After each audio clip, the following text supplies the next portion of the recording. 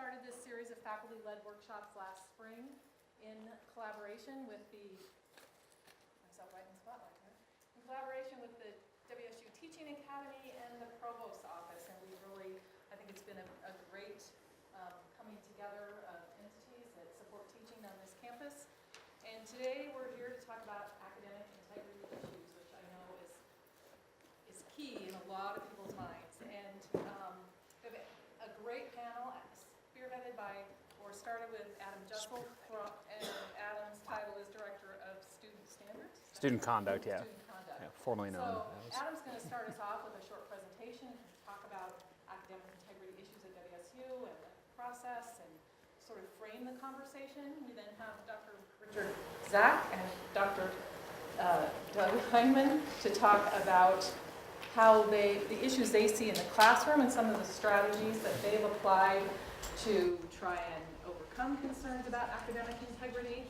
We are fortunate to have Dr. German Rose, Interim Vice Provost for International Programs, and Dr. Mary Wack, Vice Provost for Undergraduate Education. And although they don't actually have a presentation piece that I've asked them to give, they're here to provide their expertise and answers on a variety of things. And really what we're looking for today is conversation about where you are as faculty, where your concerns are, what you're trying to address, strategies maybe that you've tried in your classrooms that seem successful or less successful. And I will also say that I will speak if there are questions, concerns, issues that relate to online students. I am happy to address those, talk about those as well. So we're going to get started. I'd like Mary Wack from the Office of the Provost to say a couple of words about the Provost's support of our faculty-led workshops. Well, yeah, happy to. I think on a variety, I'm happy to. In so many different ways, issues of teaching are fundamental to every aspect of every campus, and academic integrity is really undergirding that in so many different ways. And if I could just take a couple of minutes to describe my own kind of personal revelation a couple of years ago that I think destroyed my innocence or my naivete perhaps about this issue, might be helpful as a pre-framing of the framing that Adam is going to do. So I was at a conference a couple of years ago that had to do with accreditation. And I was attending a session that actually had to do with international quality assurance in higher education. And it was fascinating to listen to ministers of education from Africa and representatives of the European Union. But in the middle of this, there was a session on academic integrity, sponsored by the International Conference Center on Academic Integrity. And it was a bit of a puzzle for me. How are we in the middle of accreditation and quality assurance and this sort of undergraduate issue of honesty and cheating and so on? What has that got to do with it? And the way it was framed really opened my eyes. And the moderator said, academic credit is really the currency that we operate on. And anything that impairs or challenges the integrity of academic credit is a threat to the value of the degree. It is, in effect, debasing our coinage, lowering the value of our academic currency. And academic dishonesty or violations of academic integrity really do challenge the nature and the value of that credit. And so it put it on a much wider stage for me, on a global stage for me. And there were some other very interesting and important aspects to that conversation that we had a couple of years ago, and maybe I'll bring them in at the closing.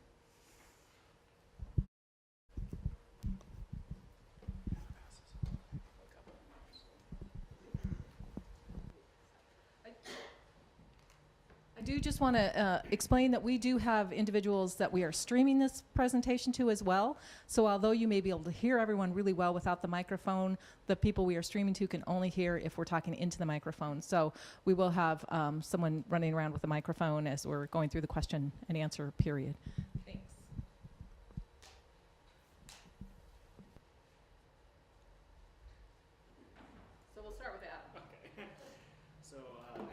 Board said, I'm Adam Jussel. I'm the Director of Student Conduct. My primary responsibility is to operate the WSU Standards of Conduct for Students and the student conduct system, which includes everything from, as you could probably imagine, alcohol and drug violations, but also include assaults, sexual assaults, discrimination, but also includes academic integrity. So what I've been asked to talk a little bit about today is the academic integrity process as it currently stands at WSU, and also talk about a variety of issues that my office sees. We oftentimes become the kind of eye in the sky. We can track trends and see what's going on in the various departments. So hopefully if you have any questions during the presentation, you can go ahead and stop me and ask. It's not very dynamic, so feel free to yell at me if you have any questions. So wanted to briefly talk about the scope of the issue. Between 2011 and as of May 2014, we had about 450 cases of academic integrity reported to my office. Those comprised of 168 cases of cheating.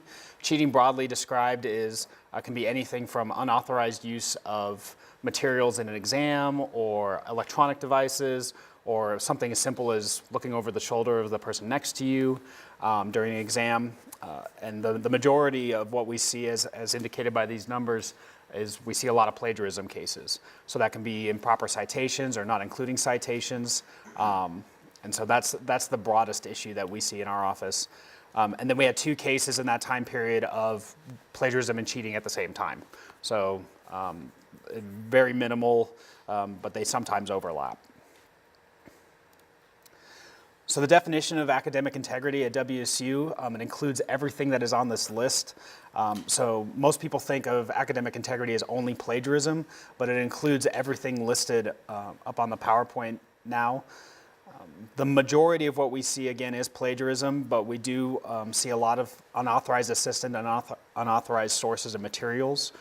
As you'd probably imagine, that is bringing stuff into the exam that you aren't permitted to do, going out and selling papers to other classmates or to future people in the classes online. So selling papers online is considered cheating at WSU. It's sometimes other campuses don't have that included in their academic integrity, but it is included here. So the most common violations, the third, going in reverse order, is unauthorized assistance. Like I talked about, it's use of unauthorized materials in taking quizzes, tests, or examinations, or giving or receiving unauthorized assistance. One important thing to note here is that the standards of conduct, including academic integrity, includes actual completion of cheating. So the completion of the act of cheating is a violation, but also attempting to or conspiring to cheat is considered a violation of academic integrity. So that's in the context of, we just had a case where a student was attempting to procure, so they posted on Facebook, looking for exams, old exams from my geology class, Geology 101, willing to pay money for them. And that actually was reported by a grad student at the University of Idaho who saw it on Facebook, reported it to my office. That is considered a violation of the academic integrity policies because it's an attempt to cheat. The second one is fabrication, the intentional invention or counterfeiting of information in the course of an academic activity. The most common one here is forging or falsifying information in internship programs. So students have to complete a certain number of hours or complete certain requirements for internship. We've actually had students that have falsified that information, and we go back and confirm with their internship program that they did not, in fact, complete those hours. So that's the second most common. And by far, the most common is plagiarism.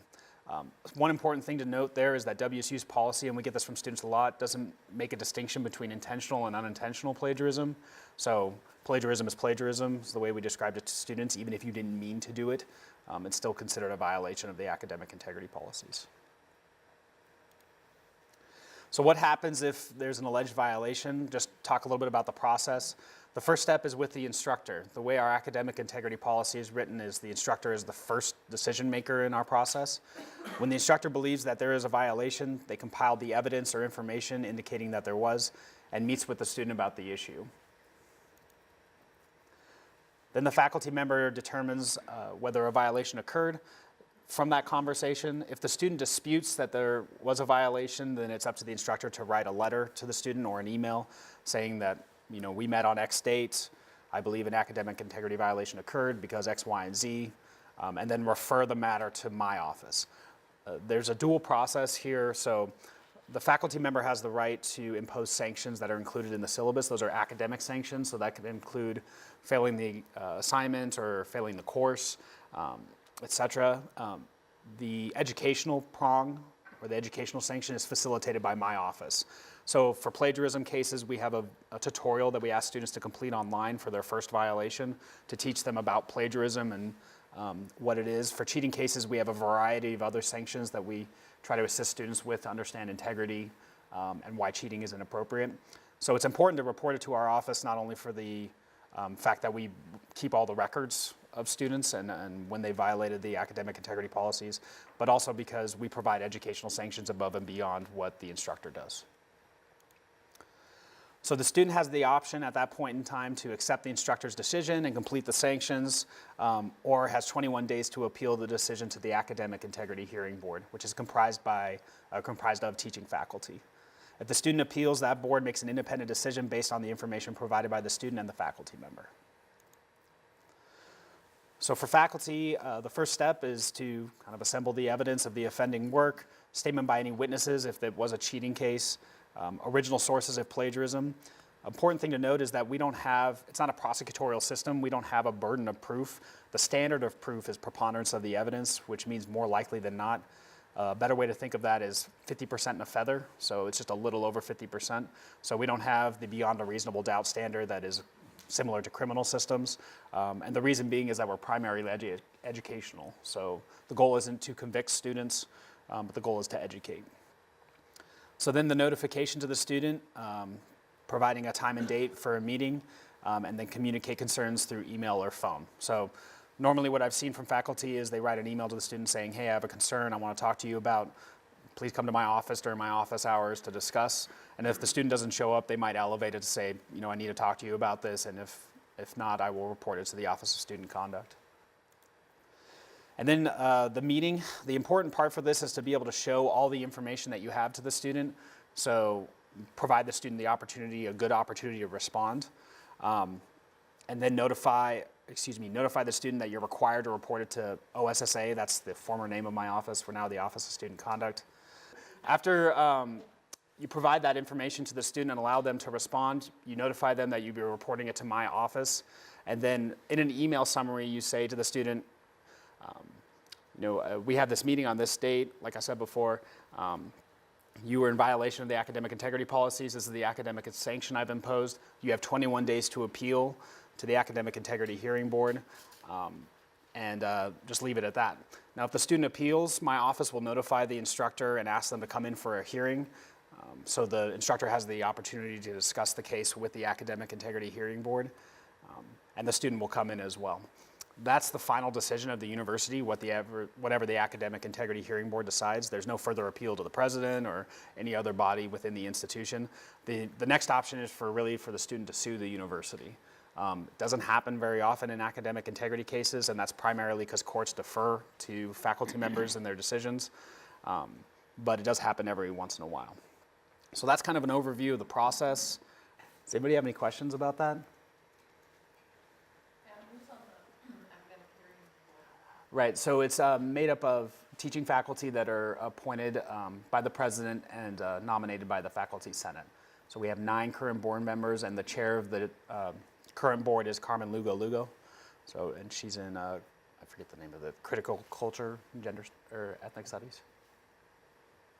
Thank you. My name is Zack. I'm a professor in the Department of Entomology, and what I'll speak on today are just 100 level courses that I teach. So 101 and 102 course, and ideally these would be for incoming freshmen, but my experience, it's usually freshmen, sophomores, juniors, it's kind of spread out. But what I look at integrity, and I try to make, I think one of the problems with society, although I won't go into this, is that there is a total lack of integrity in society. So it's hard to convince students that they should be good people, I mean, because they don't see it. So how do you do that? Okay, so that's kind of my mission, which may or may not be a good one. So what I do is I try to incorporate integrity throughout the semester. And so I'm teaching about insects, but I try to do things that bring up these concepts.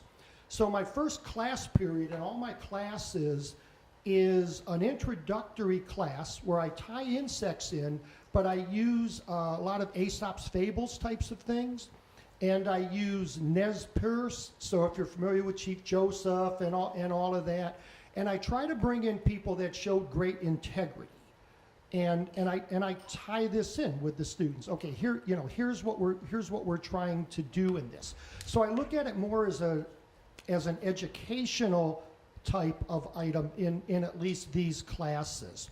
So we'll do readings, we'll talk about integrity, we'll talk about items of the day that are going on kind of, and how these affect things.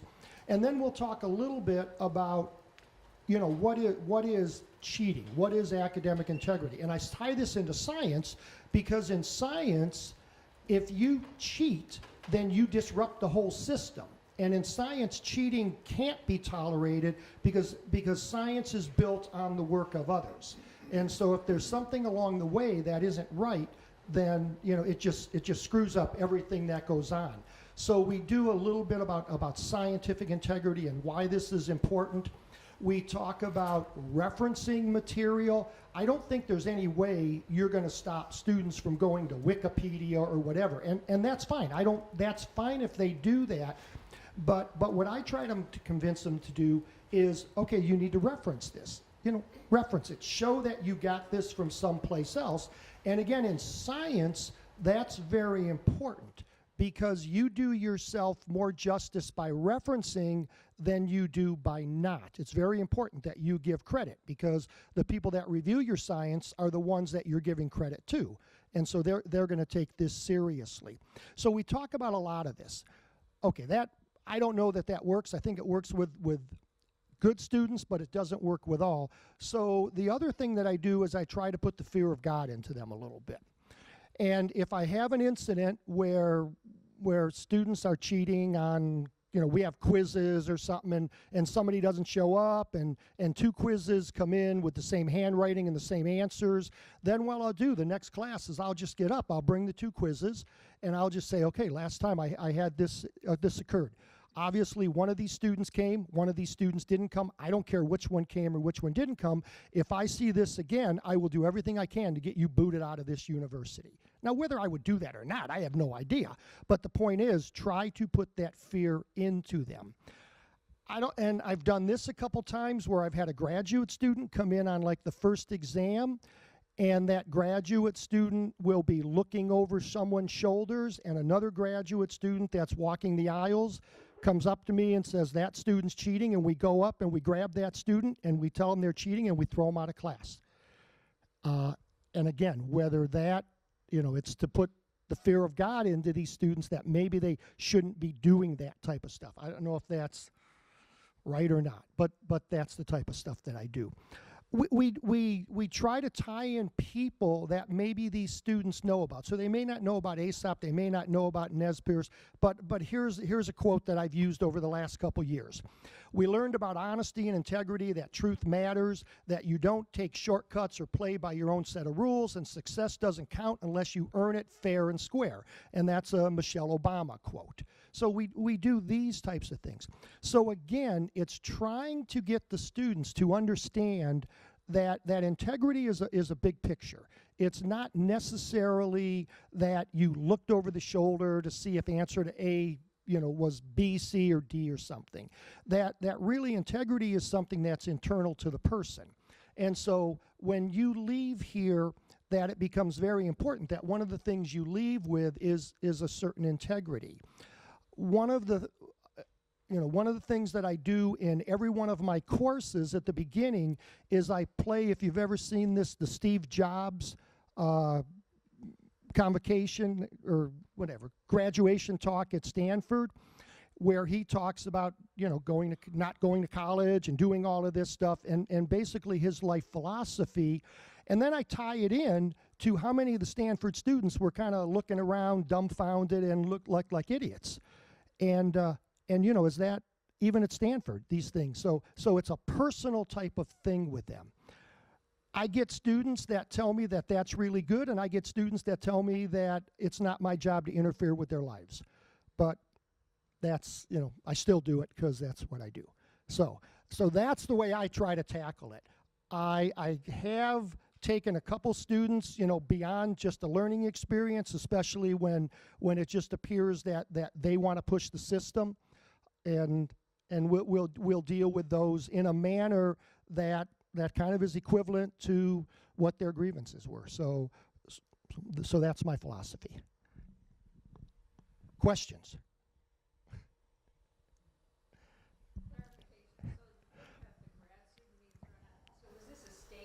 Yeah, so this is staged, right, Okay. right, So you humiliate the guy in front of the class, so everybody gets a point. right. So but it's my grad student who's being humiliated. Humiliation, it's a tough type of thing because, you know, you don't want to humiliate it, and I try very hard not to humiliate any students. If there's something going on, I pull the student aside, but I just use that as, you know, nobody knows who that student is. They think it's just the student of the 300 in the class, and I think it works pretty well sometimes. Yeah.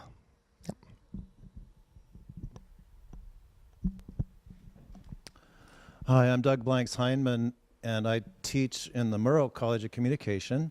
About 3 years ago, our dean subscribed to Turnitin.com for the entire college, became aware that we were having issues with our journalistic style writing, as well as classes that do more academic, traditional kinds of writing. And so I started using it pretty seriously, found that it was a great teaching tool for giving feedback to students. It has a quick mark section, so you see the common errors you can stamp on students' papers. Saves you a lot of time. They don't have to read your bad handwriting. It's all done online.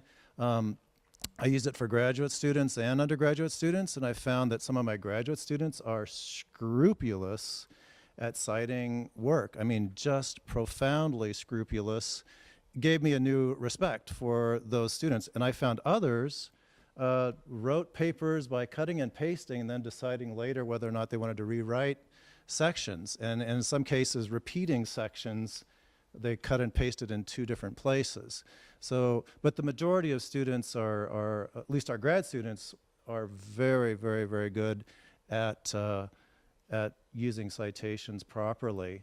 I think of Turnitin as both an educational tool and the integrity tool that we were hearing about earlier. In other words, I see it as a way to help students learn what's proper citation, to help them, you know, understand the value of giving credit where it's due, but also for those students who are deliberately trying to work the system, I see it as a necessary means to protect the integrity of the class and the degree. And unfortunately, I'd prefer to be a teacher, not an enforcer. That's my preference. And so my goal is to make all of these infractions educational or learning experiences for the student, not only in the way that they have to come to terms with what they've done, but the fact that they have the right to challenge my decision. So that's why I think it's really important to report to student conduct, if nothing else, just to show the students that I too am held to a external review. My decisions are not just summarily, you know, applied, that I have to go through the same process, and they have a chance to make their pitch. I find that I have the best luck when I've trained students. The library, Corey Johnson, has this really great plagiarism tutorial, because I think the biggest problem students have is how to properly paraphrase, and this takes you through about 11 questions about paraphrasing. And once students go through that, I feel like I can really hold them to a pretty high standard for proper paraphrasing and APA style. Well, the thing that Turnitin does for you that makes your job easier as an instructor, if you're reporting, and I think you should, is it helps you do that accumulate evidence part of your task. It used to be that either you'd have to go out and find the sources yourself and accumulate all the instances in which violations occurred, but Turnitin will do that for you. And so there's that part of it. The rest of your time is just documenting your communication with the students, and so it saves you a lot of time. So that's been the valuable thing. Turnitin doesn't catch everything. I mean, I think you're still the better judge of whether this passage is consistent with this student's voice, their ability to write, and you kind of know when something looks fishy. Whether you can find it or not is a different issue. Turnitin won't catch a lot of things, so you're still in a position of having to go look things up sometimes and see if you can find it. And the other thing that Turnitin does is it's if you allow students to see the originality report, which I do, because again, I think it's an educational process. They can do multiple submissions before the due date. They get to see the originality report. They can fix things that are having a problem. But what I do is for the final draft, I say, your first submission is final. So you better know by now what's proper citation and what's not. What we don't want is students just to learn how to game the system, how to game turnitin.com. And so I guess if I would be more inclined to say first submission is final if we had gone through the training, and or with grad students, I would be more likely to just say first submission is final. So that's been my experience. The new Blackboard system has a Turnitin Direct function. It's had some issues. I'm an early adopter and paying the price. I know that my students are claiming they don't get to see originality reports, even though they submit early. And there's been a few other issues. I don't see what my students are seeing, so I can't guide them through the process of finding my comments, but I know that some have found it and can do that. But so that's the new system. The Blackboard has its own safe assign system, which I think works better. They're still working out the Turnitin kinks, but so I'm not sure I would recommend Turnitin Direct through Blackboard. I think I'd probably stick with the safe assign until those are worked out. Rebecca's going to take this mic away from me, I think. I just want to say that we are actively working with Turnitin and with Blackboard to get that integration to be working smoothly. So it's not I hope this isn't a long-term recommendation that we wouldn't use Turnitin Direct, that is ultimately where we're trying to go. And I know our tech team is actively working with both partners, and that is, Mary, what I was going to talk to you about. So, yeah, so I think, I don't know, at this point, either German or Mary, do you have any? Yeah, I really appreciate the comments of my colleagues here and getting an insight into what's happening down at the classroom level, especially the proactive educational part. I think that is just terrific. I was kind of taken aback when we were having some conversations about a year and a half ago on this topic in the Provost's office, and I was looking into the issue of what level of kind of immediate accountability do we hold students to, because after all, they've all taken English 101 and they got the academic integrity story in English 101, and so therefore from that point forward, really they're fully responsible for correct and very high standard citation. And I had institutional research run the numbers, and of any graduating cohort, about 40% have taken English 101 at WSU. So that really raised the question for me of how more systematically are students educated about academic integrity when the majority of them don't go through the one place where we know for sure that it's happening. So I'm really gratified that people at, in a very distributed way are doing that in their classrooms. And this was sort of a more compelling issue to me, again, coming out of that same conference I mentioned earlier. The International Center for Academic Integrity folks gave kind of a little history of 20 years of their academic integrity work in this country. And they broke it into 3 phases. And they called phase 1, which was in the beginning, the speeding ticket phase.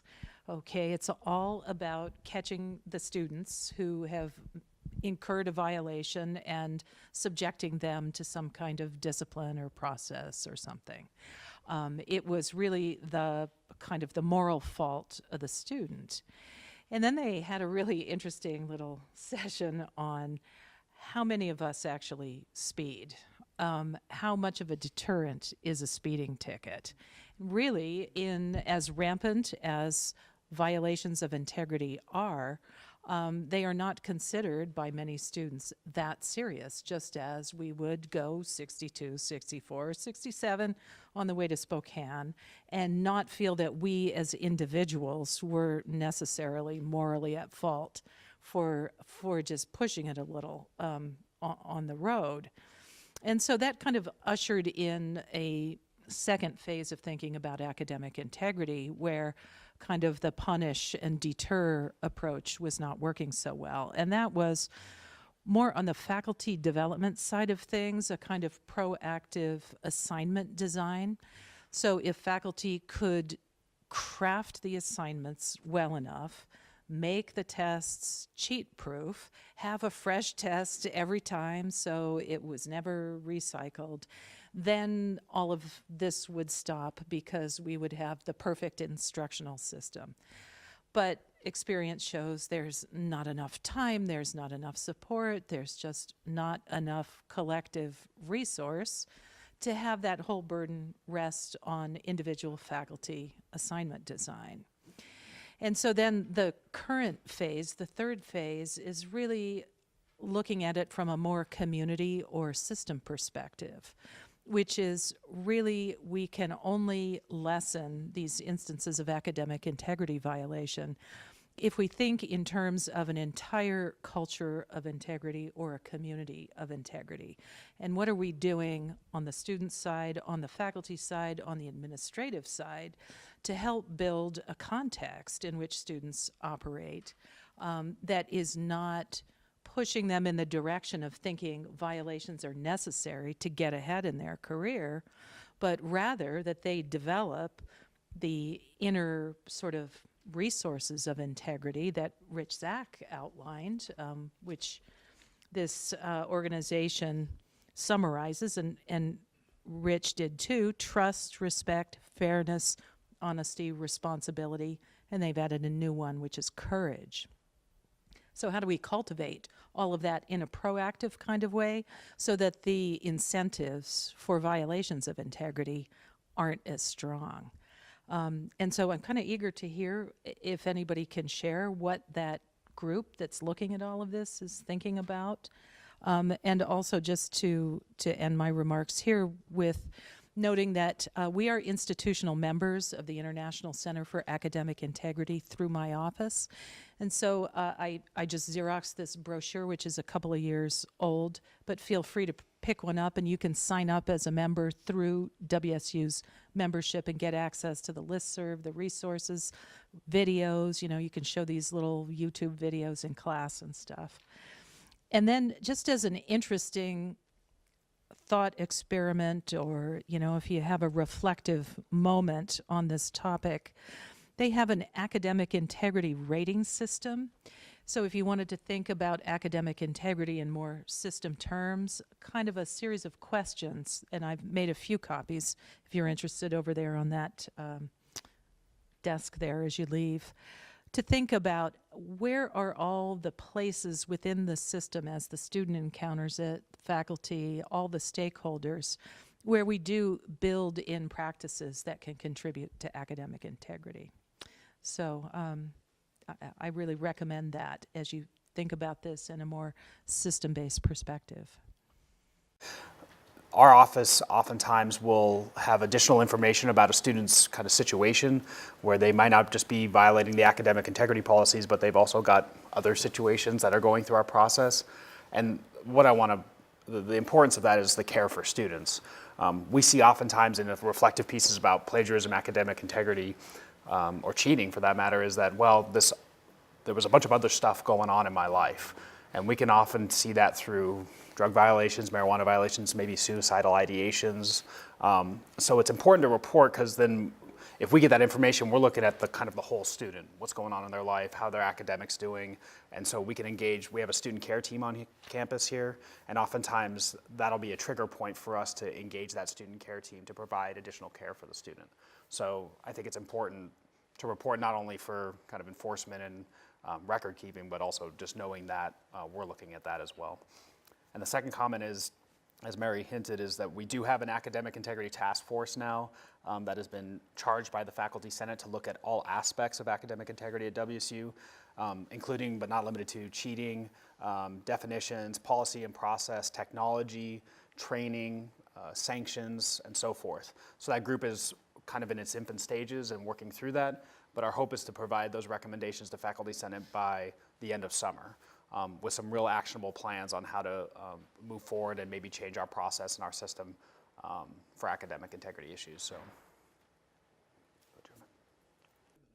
So we are pretty much out of time. I hope to continue this conversation in the fall. I also am on the Academic Integrity Task Force, and it would be great if perhaps we could have a panel follow-up to talk about what kinds of recommendations that group is making, and to continue. It would have been great to hear where all your concerns and why you're here, but at this session. But hopefully you've heard some ideas, you know about some resources, have some people to contact if you have further questions or want to provide us any information. I do always want to take a minute to thank my staff for helping to put these on, and want to mention that we have 2 more faculty-led workshops coming up this spring. One is March 24th. First generation students, and again we'll have, I think, a small panel with student faculty and to talk about addressing those student kinds of issues in your classroom. And the last one will be, we're collaborating with the Office of Assessment and using your course evaluation data effectively, and that's April 21st, I believe. So you can sign up for those now on the elearning.wsu.edu website. And I would like to give a round of applause to our panelists.